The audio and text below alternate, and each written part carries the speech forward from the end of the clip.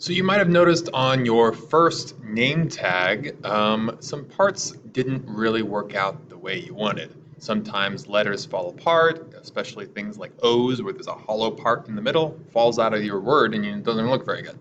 So today we're going to look at how to do a score on your name tag like you see here on this one, where it doesn't cut all the way through and you get writing on just on the surface. So let's take your same name tag, or if you want to change it and make it different, you're welcome to. Let's stick with the same sizes as in the directions here. And we will make a copy of this. And we will also ungroup this. So if you come up here, you say ungroup. Let's do that to both of them. And we still need the outside shape for the, that's not what I wanted to do. Yeah, I'll be all right. We still need the outside shape for actually cutting out the rectangle. But we need the letters kind of as a separate object here.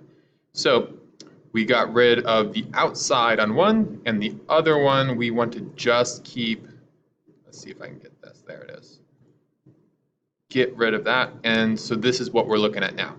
So when we actually go to make this, we're gonna take this and put it on there later, but not right now, we're gonna keep that there.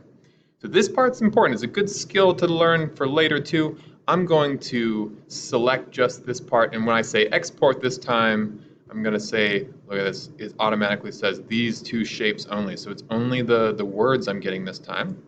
And that's for one export. And I'm doing the same thing, repeating that for my outside part, which is the cut part. So now I have the score and the cut part being separate.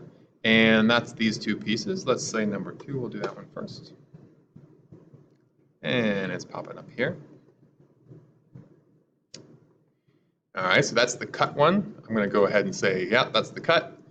And we'll come up here and upload the second one, number 1 there. And here it comes here.